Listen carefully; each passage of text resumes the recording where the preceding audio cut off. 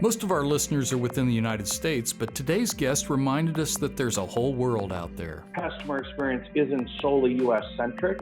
It is global, and it varies by culture, and that really helped add to my formulation as a CX professional. Customer experience from a global perspective on this episode of the CX Leader Podcast.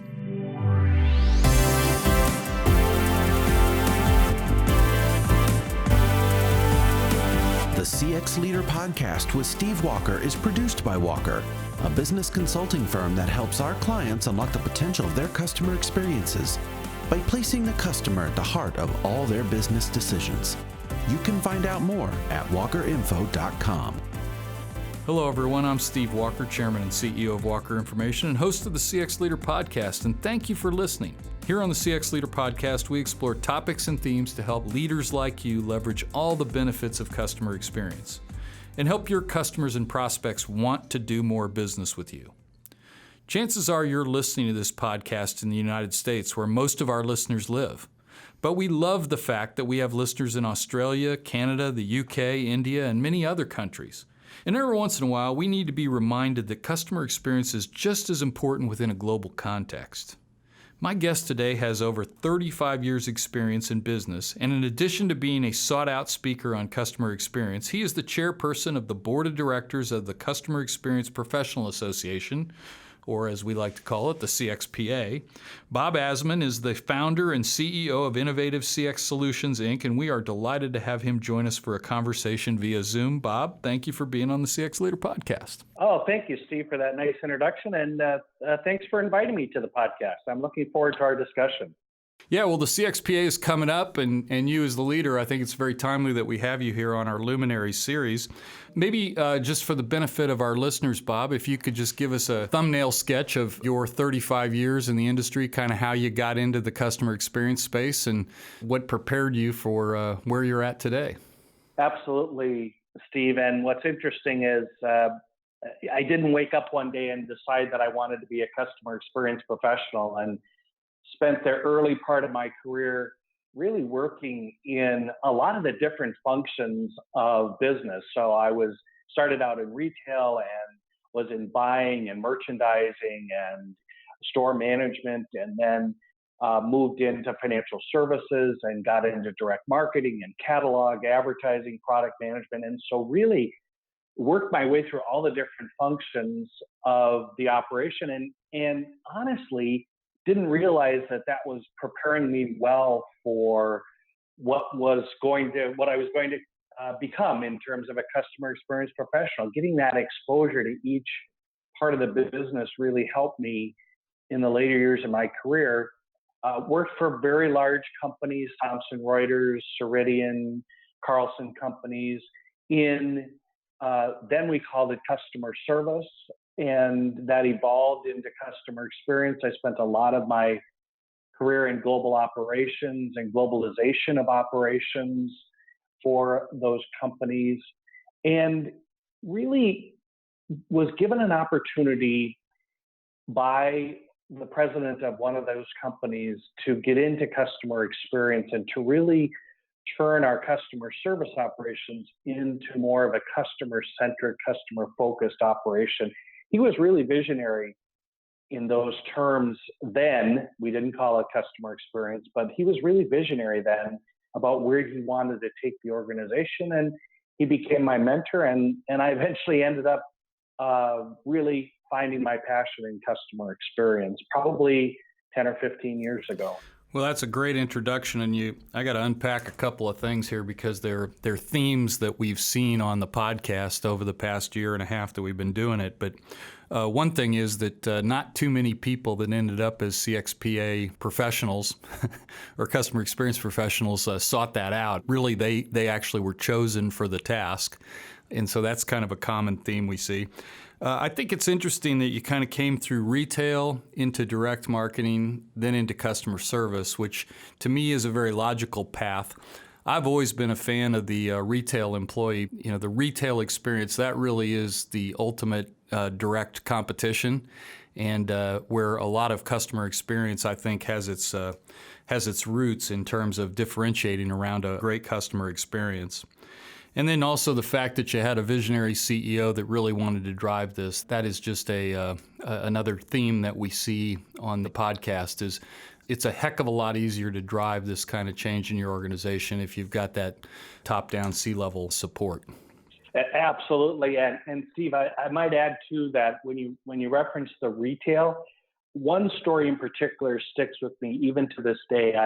I was in college at the time, working in this retail operation. And, Steve, from time to time, college students may enjoy their evenings a little bit too much. Yeah. And I came into work one morning and was not having a particularly good day. And the retail store manager called me in the back room and she said, you're not looking too good today. And I said, yeah, I'm not feeling too well, probably partied a little bit too much. And she said, I can understand that, but the customer that walks in the door, that is probably the only opportunity they may have to interact with us. So I really don't care if you, lost your girlfriend last night or partied too much or whatever the case may be. Is we have one opportunity to satisfy our customers, and that's when they walk in that door. So if you're not able to do that, go home and rest and come back tomorrow. And I'll tell you what, that has stuck. See, I'm telling that story 40 years later, Steve, but that stuck with me because she was describing moments of truth.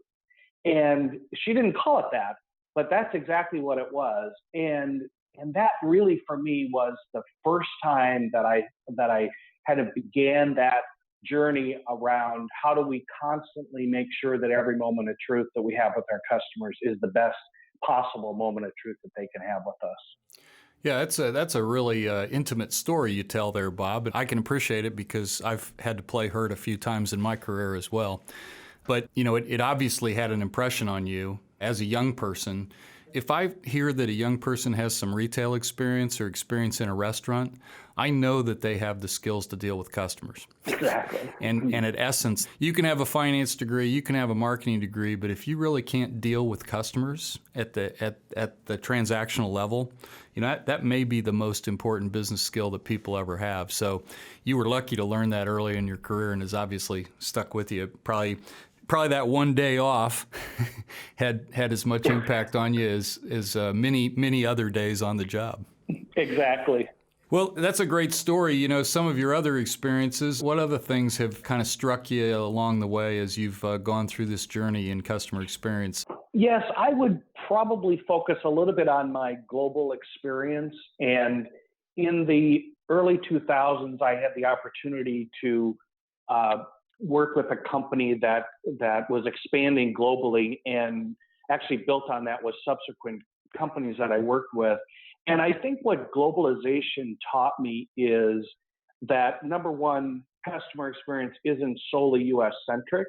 It is global and it varies by culture. There's considerations to be given to culture, to language, to content. And that really helped, I would say, add to my formulation as a CX professional to look beyond the U.S.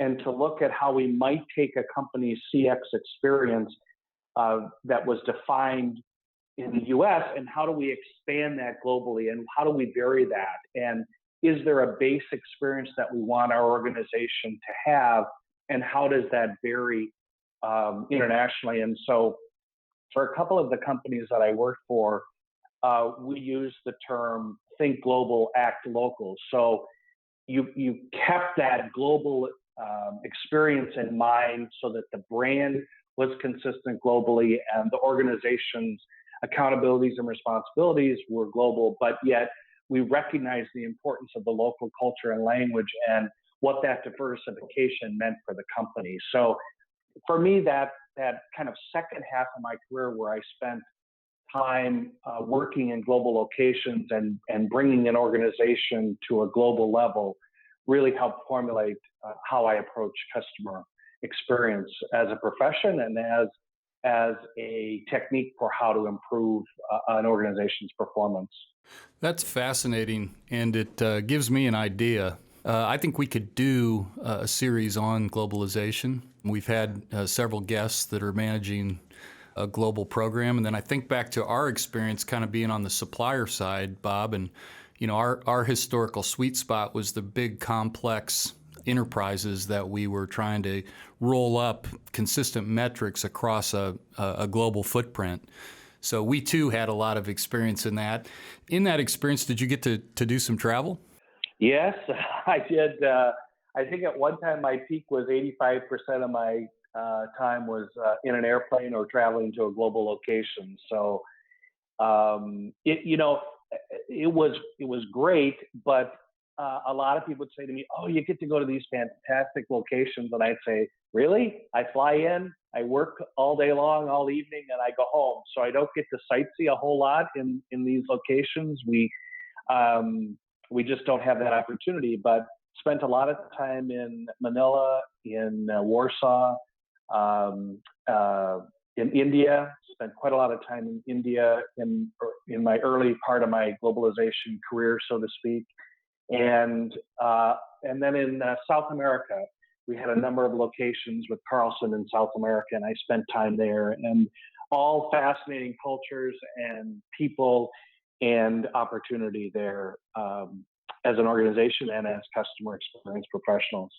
Yeah, and even though there are cultural differences, I mean, at essence, the customer experience is something that is pretty universal. I mean, people are putting their money up for goods and services, and they want that to be a good experience. So even though there are differences in some respects, it's a very global concept.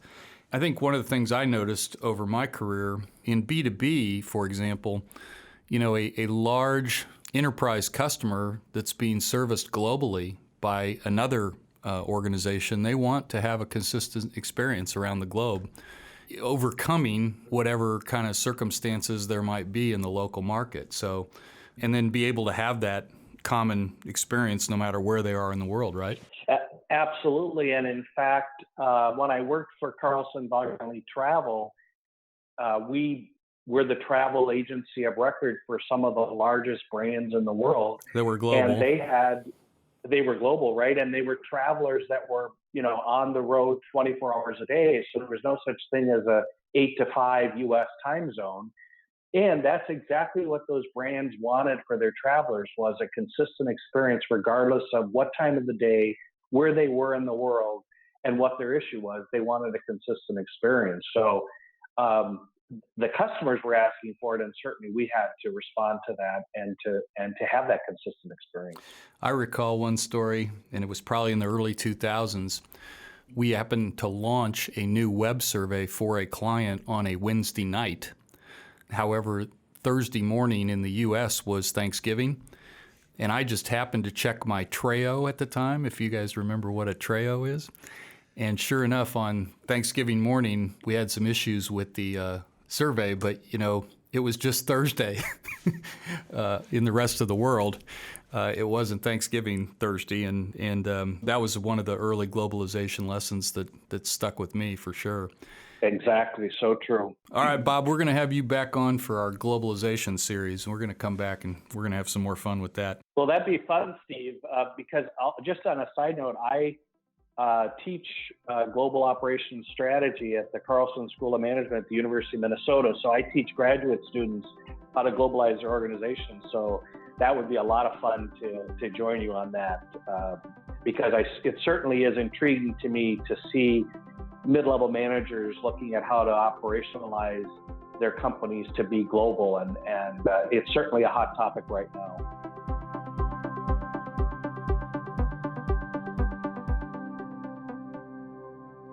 All right, let's shift gears a little bit, because I know the CXPA conference is coming up, and as I mentioned in the intro, you are so kind to dedicate some of your time to the volunteer leadership position there. Tell me just a little bit about how you got involved in CXPA and how it is that you rose to be the chair. So I wasn't one of the originals, so to speak, but I learned about CXPA, I think the second year it was formed, because I was really in the hunt for education, for colleagues, for content, because I was trying to advance a number of initiatives within the companies I was working at around customer experience. And as I saw the industry, if you will, evolving, that really really gave me impetus to say, what are my colleagues doing? What are other people doing in CX? And so I sought out and found the CXPA and went to the U.S. Insights Exchange, which we'll talk about in a few minutes, is coming up, and really learned so much there and had such a great time networking with my colleagues and learning about their challenges, their opportunities, what were they doing, what was I not doing, that I really started to get involved in that in the association, and started volunteering with some of the many opportunities we have, and at some point was invited to be on the board or was nominated for the board. I don't recall exactly, and then worked my way on to the board and eventually to vice chair and to chairperson.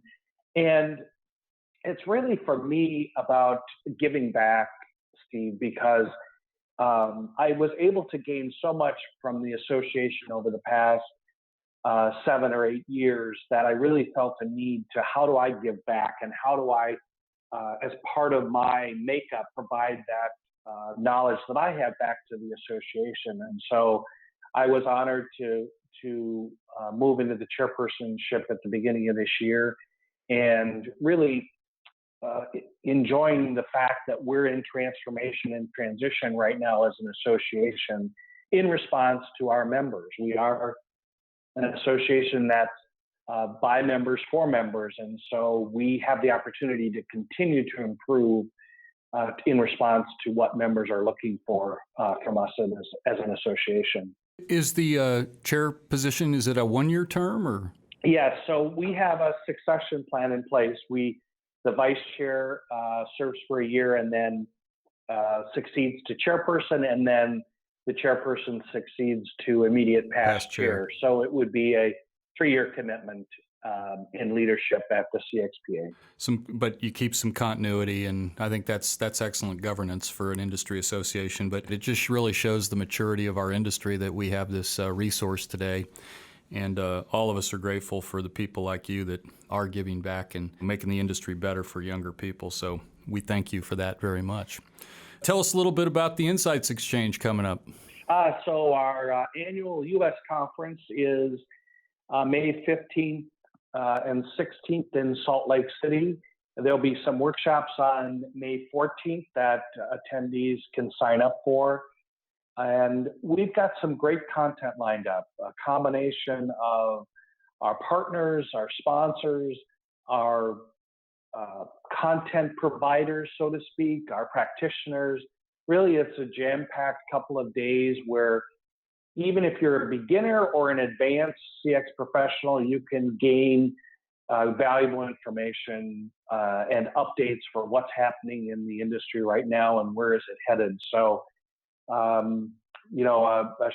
shameful plug is if you haven't registered yet, please do so, because I think you'll find it to be a valuable couple of days spent working, as I said, networking with professionals and learning the latest successes that many of our content providers will be providing to attendees. You want to give the website or how people who are interested could sign up? You bet. It's easy. Just go to CXPA.org, and you'll see the U.S. Insights Exchange registration information there. I should also add that we just finished up in March our European Insights Exchange, which was held in Dublin, Ireland. I had the opportunity to attend that exchange and again found a group of very passionate CX professionals that put the entire conference together and provided the content, and we had some very good feedback from that. So this is a logical next step is the U.S. Insights Exchange, and I hope your listeners will attend if given the opportunity. My guest on the podcast this week is Bob Asman, who's the founder and CEO of Innovative CX Solutions, also the chairperson of the board of directors of CXPA. Bob, I'm going to ask you our hallmark question, which is take-home value. It's part of what we do here on the CX Leader podcast is we take the best ideas of every guest that we can and we try to spread them around. So if I'm a CX professional with not quite as much experience or knowledge as you out there, and I'm trying to improve my professional development, what is Bob's best tip or tips for me as I go about my craft? That's a great question, Steve, and that's easy for me to answer because I try to practice what I preach. And so a little bit of background. What I hear a lot from CX professionals is, I don't have the backing of the CEO, or I can't get anywhere in my organization, or I can't seem to get any a momentum behind it. And what I tell professionals is, start. Do something small, do it within your own department, but whatever you do, start. Don't boil the ocean. Don't try to, solve world hunger as a CX professional, but start small, get something going, prove the concept, prove that you're able to have a success within a department that improves the customer experience. Celebrate those quick wins that you have, and then demonstrate that to the organization. In my opinion, if you're running into these barriers, there's nothing better than factual evidence that says, we tried it, it works, it's improving our customer experience, we're adding business value, we're improving the company's financial position. This is the way we have to go as an organization. It's a lot tougher for a senior executive to ignore that than saying, gee, this is something we think we ought to do. So my advice is start, get some momentum, and prove the fact that CX can contribute to the business performance in a very positive way. I love that tip. One of my favorite comments is it's about progress, not perfection. And you can spend a lot of time moaning and groaning about the past, but you can also take that energy and transform it into something that's more forward looking. So I think that's great advice for the CX professional to just get in there and get something going and prove the case that way. Bob Asman's been my guest on the podcast this week, and he's the founder and CEO of Innovative CX Solutions, also the chairperson of the board for the CXPA. Bob, thank you for being a great guest on the podcast. You want to just give a little bit of contact information in case one of our listeners would like to follow up with you, LinkedIn or something like that? You bet, and thanks for that. I've really appreciated being on the podcast, Steve. You can reach me on LinkedIn. I'm definitely there. You can also reach me, Bob, at innovativecx.com, and on Twitter at innovative_CX. Looking forward to interacting with my fellow professionals. Great, and I'm sure everybody will say hello to you out in Salt Lake City here in just 3 weeks. Please do. And if you want to talk about anything else we discussed or how Walker might be able to help your business's customer experience, you can contact me at steve.walker@walkerinformation.com or call me here in the U.S., +1 317-843-8890. Don't hesitate to reach out to me, as I'd love to talk to you more. Be sure to subscribe to the CX Leader podcast. You can go to walkerinfo.com/podcasts, and you'll find links to iTunes, Spotify, iHeartRadio, Google Play, and also on our own YouTube channel as well. Simply go to walkerinfo.tv to listen. Thank you for listening to the CX Leader podcast, which is a production of Walker. We are a business consulting firm that can help you make customer experience your biggest competitive advantage. Find out more at walkerinfo.com. Thanks for tuning in, and we'll see you again next time.